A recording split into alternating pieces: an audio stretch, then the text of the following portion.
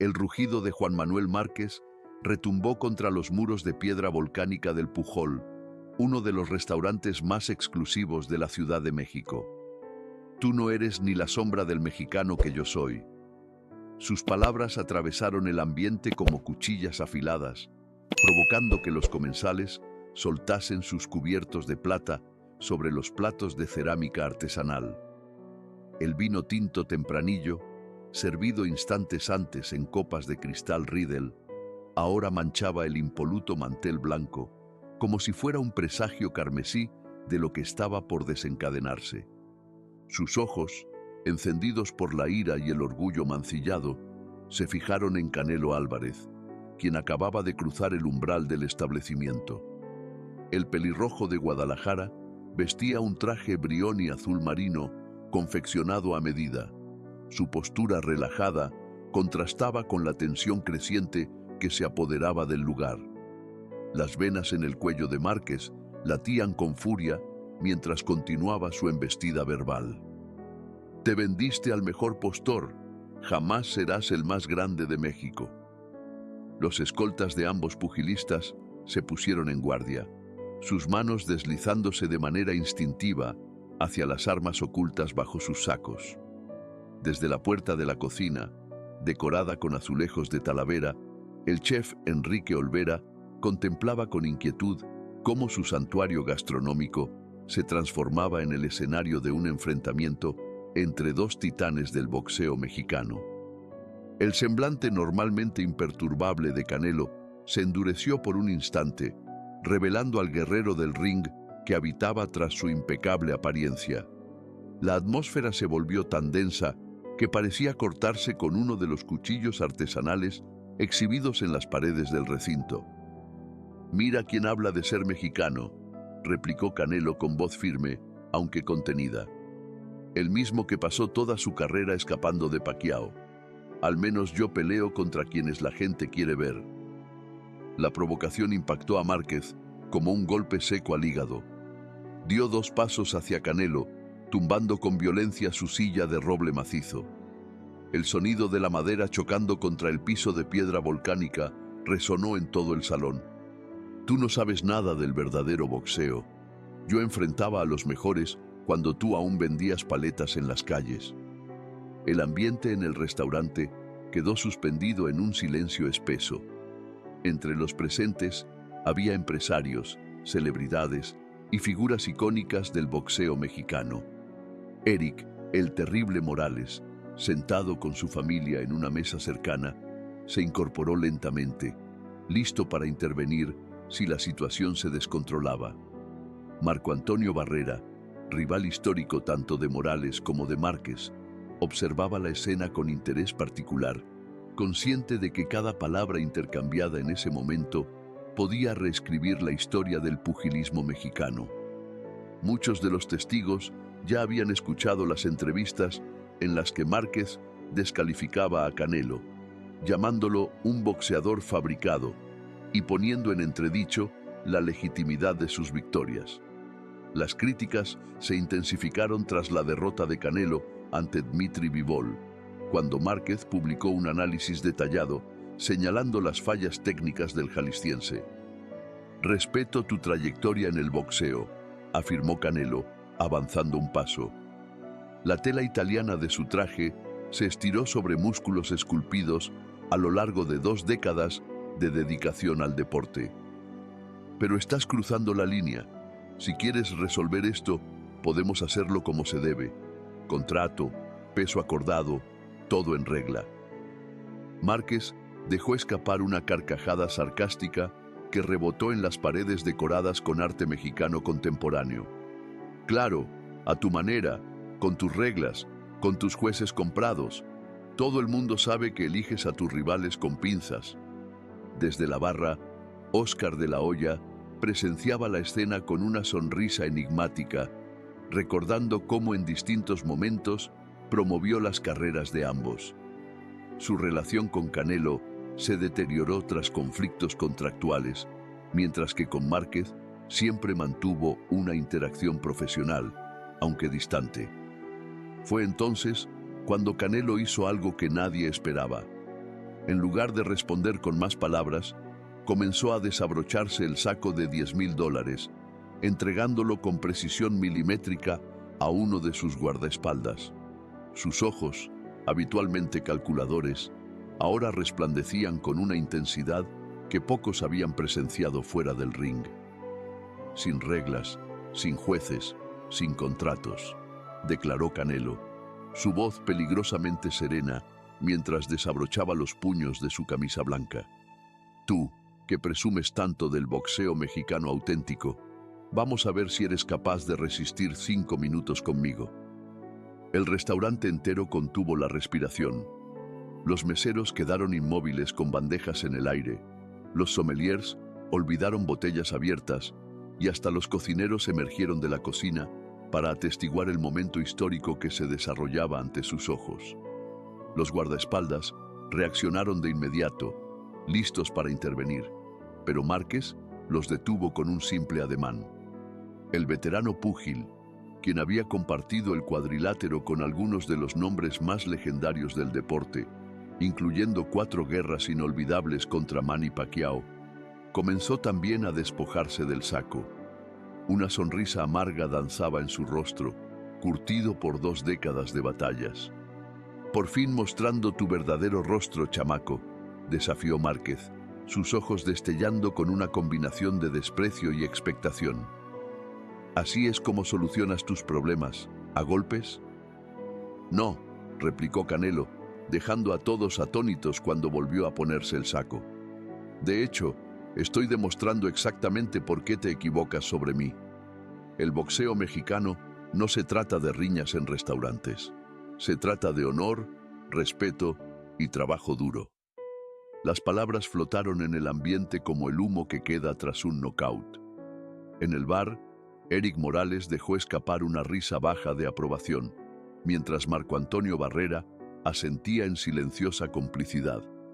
Ambos, veteranos de una de las trilogías más memorables del boxeo mexicano, comprendían perfectamente el peso de aquel instante. ¿Trabajo duro? Zrenia, se mofó Márquez, aunque su tono carecía del filo que había tenido antes. Es fácil hablar de esfuerzo cuando te han entregado todo en charola de plata desde el principio, cuando los medios te convirtieron en el niño bonito antes de que enfrentaras a alguien de verdad. Un ayudante de cocina dejó caer una cazuela. El estrépito metálico reverberó por todo el salón como una campana improvisada. El inconfundible aroma del mole negro y los chapulines tostados flotaba en el aire.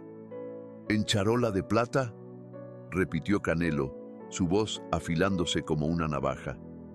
«A los 12 años vendía paletas en las calles de Guadalajara para ayudar a mi familia. Empecé a entrenar en un gimnasio sin aire acondicionado, con guantes parchados. La diferencia entre tú y yo es que aprendí a convertir las madrizas en oportunidades». Desde el bar, Óscar de la Hoya observaba con atención, murmurando algo a su asistente. El Golden Boy había sido una pieza clave en la carrera inicial de Canelo antes de su amarga ruptura profesional. Nadie mejor que él entendía los entresijos de la metamorfosis del pelirrojo tapatío en un fenómeno global del boxeo. ¿Oportunidades? Márquez avanzó otro paso, su reflejo captado en los espejos vintage que adornaban las paredes del Pujol. ¿Le llamas oportunidad a esperar a que Golovkin envejeciera antes de pelear con él? ¿De verdad le llamas oportunidad a escoger rivales técnicamente limitados como Rocky Fielding?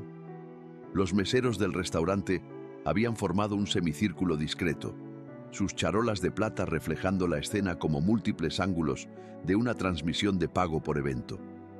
Entre los platillos no servidos, las especialidades del chef Olvera se enfriaban, convirtiendo la alta cocina en testigo mudo del enfrentamiento.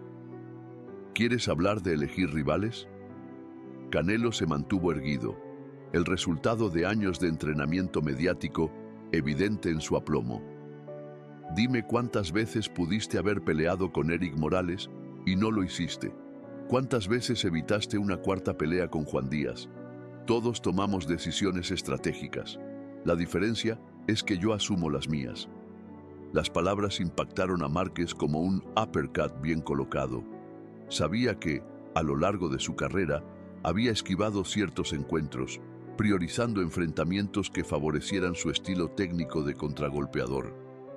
Al menos yo nunca di positivo por sustancias prohibidas, soltó Márquez, apuntando directo a la herida que aún perseguía la reputación de Canelo. Al menos yo nunca necesité carne contaminada para justificar mis resultados. El rostro de Canelo se tiñó ligeramente de rojo, la única señal de que el comentario había dado en el blanco. El episodio del clenbuterol era una mancha en su legado, algo que había trabajado incansablemente para dejar atrás. «Qué curioso que menciones eso», replicó Canelo, su voz medida pero afilada como una navaja. «Porque mucha gente también cuestionó tu transformación física repentina antes de la cuarta pelea con Pacquiao. Muchos se preguntaron cómo adquiriste ese poder de knockout a esa edad».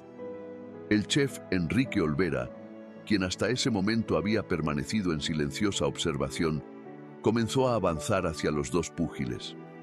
Su restaurante, reconocido por fusionar la tradición y la modernidad de la gastronomía mexicana, se había convertido en una arena donde el pasado y el presente del boxeo nacional chocaban con intensidad. «Señores», interrumpió Olvera, su voz cargada con la misma autoridad con la que dirigía una de las cocinas más prestigiosas del mundo. «Este lugar es un templo de la cultura mexicana. Lo que están haciendo aquí no es distinto de lo que hacemos en la cocina. Intentar demostrar quién es más mexicano, quién es más auténtico. Pero la verdadera autenticidad no necesita disminuir al otro para reafirmarse». Las palabras del chef parecieron tocar una fibra profunda en ambos peleadores. Márquez, que había crecido en un barrio humilde de la Ciudad de México, y Canelo, quien de niño vendía paletas en las calles de Guadalajara, eran fruto del mismo suelo, de la misma cultura que el Pujol celebraba en cada uno de sus platillos. En ese instante, la puerta del restaurante se abrió de nuevo. Desde la oscuridad de la noche capitalina, emergió una figura inconfundible. Su rostro, surcado por las marcas del tiempo y la gloria de incontables batallas, llevaba consigo el peso de una historia irrefutable. Julio César Chávez había escuchado sobre el altercado y decidió intervenir. ¿Saben qué es lo irónico? Zrenia, su voz grave cortó el aire con la precisión de un jabón bien colocado. Cuando yo empecé, decían que no era un verdadero boxeador mexicano, que era demasiado técnico, que no peleaba como Rubén Olivares o como Carlos Zárate. Todos quieren definir lo que significa ser un verdadero mexicano en el boxeo, pero nadie se detiene a pensar que, tal vez, no hay una única manera de serlo. Chávez arrastró una silla y se sentó. El sonido de la madera rozando el suelo se extendió por el salón, llenando el silencio con un eco pesado. Sus ojos, que habían encarado a algunos de los rivales más feroces de la historia, escrutaban a los dos hombres frente a él con una mezcla de sabiduría y entretenimiento. «Juan», continuó, dirigiéndose a Márquez, «¿te acuerdas cuando comenzaste? Cuando decían que eras demasiado cerebral, que no tenías la sangre mexicana porque preferías contragolpear en vez de intercambiar golpes. Y ahora estás aquí, criticando a Canelo por las mismas razones por las que te criticaban a ti». Márquez bajó la mirada hacia su copa volcada, las manchas rojas sobre el mantel blanco, asemejándose a un mapa de las cicatrices emocionales que el boxeo había dejado en su alma. Con un gesto discreto, el chef Olvera indicó a un mesero que comenzara a limpiar la mesa. «¿Y tú, Saúl?» Chávez giró su atención hacia Canelo. «¿Crees que yo no escuché esas mismas críticas sobre comercialización y elección de rivales cuando peleaba? No había pay-per-view en México, ni contratos millonarios. Pero, ¿sabes qué sí había? Gente diciendo que yo elegía a mis oponentes, que evitaba ciertos combates. Las críticas nunca desaparecen, solo cambian los nombres de los criticados». El restaurante entero parecía contener la respiración. Los demás comensales, muchos de ellos figuras influyentes de la sociedad mexicana, habían abandonado cualquier intento de fingir desinterés. Lo que estaba ocurriendo ante ellos era historia pura del boxeo mexicano. Pero señor, Swing intentó hablar Márquez, su tono ahora más pausado. El boxeo ha cambiado tanto, a veces parece que perdimos algo importante en el camino. Sí, cambió. Chávez asintió, aceptando una copa de mezcal que Olvera le ofreció personalmente. Cuando yo peleaba, nadie hablaba de nutrición científica, de análisis de video o de estrategias de marketing. ¿Saben qué comía antes de las peleas? Frijoles y tortillas. Era lo que había. Pero el mundo evoluciona, y el boxeo evoluciona con él. Canelo, quien había permanecido en silencio, asimilando las palabras del ídolo, finalmente habló. Por eso invierto tanto en tecnología, en entrenamiento de vanguardia. No es una falta de respeto a la tradición, es mi forma de llevar el boxeo mexicano hacia el futuro. ¿Y crees que lo estás haciendo de la manera correcta? Swing, preguntó Márquez, pero su tono ya no tenía la hostilidad de antes. Sonaba más a una duda genuina. Creo que lo estoy intentando, respondió Canelo con una sinceridad inesperada. Cometo errores, claro, pero cada decisión que tomo es pensando en cómo puedo elevar el boxeo mexicano a un nuevo nivel. Chávez esbozó una sonrisa antes de dar un sorbo a su mezcal. ¿Saben cuál es la verdadera tradición del boxeo mexicano? No es el estilo de pelea, no es la disposición a intercambiar golpes, es la capacidad de adaptarse y sobrevivir. Los mexicanos siempre hemos hecho eso, dentro y fuera del ring. El chef Olvera, que hasta entonces había escuchado en silencio, aprovechó el momento para agregar. Es como en la cocina mexicana. Algunos me critican por modernizar platillos tradicionales. Dicen que traiciono nuestras raíces. Pero la verdadera tradición no está en quedarnos estancados, sino en mantener la esencia mientras evolucionamos. Tal vez, dijo Márquez lentamente, reflexionando. He sido demasiado duro en mis críticas. Cuando ves que algo que amas cambia, es fácil reaccionar con miedo o con enojo. Canelo extendió la mano hacia Márquez en un gesto inesperado. Y tal vez yo debería escuchar más a los que vinieron antes que yo. Su generación abrió puertas que permitieron que la mía llegara más lejos. El apretón de manos que siguió fue capturado por decenas de celulares, pero pocos comprendieron su verdadero significado. No era solo un gesto de tregua entre dos boxeadores, era un puente entre dos eras del boxeo mexicano. Órale pues, intervino Chávez con su característica sonrisa pícara. ¿Qué tal si pedimos algo de comer? No sé ustedes, pero a mí siempre me da hambre después de una buena discusión. Las carcajadas que siguieron disiparon los últimos rastros de tensión. Olvera de inmediato comenzó a organizar un menú especial, prometiendo platillos que fusionaban lo tradicional con lo innovador, reflejando así lo que los tres boxeadores frente a él representaban, diferentes épocas de un mismo legado glorioso. Mientras la noche avanzaba, las conversaciones fluyeron tan suavemente como el mezcal. Márquez compartió anécdotas de sus batallas con Pacquiao, Canelo habló sobre sus planes para el futuro del boxeo, y Chávez los entretuvo con historias de su época dorada. Afuera del Pujol, fans y fotógrafos se habían congregado, alertados por las redes sociales sobre el encuentro histórico. Cuando los tres boxeadores finalmente salieron, fueron recibidos con aplausos y solicitudes de fotos. Recuerden, dijo Chávez, mientras posaban juntos, el verdadero campeón no es el que nunca cae, sino el que siempre se levanta. Eso vale en el ring y en la vida. Sus palabras resonaron como la última campanada de una gran pelea, marcando no el final de un enfrentamiento, sino el comienzo de un nuevo entendimiento. Esa noche, en el corazón de la Ciudad de México, 3 generaciones del boxeo mexicano habían demostrado que la verdadera fortaleza del deporte no radicaba en los golpes intercambiados, sino en la capacidad de unir a la gente y construir puentes entre el pasado y el futuro. Si este video te ha hecho reflexionar, suscríbete y comenta la palabra clave grandeza para enviarte un saludo especial en el próximo video. Nos vemos en el siguiente video.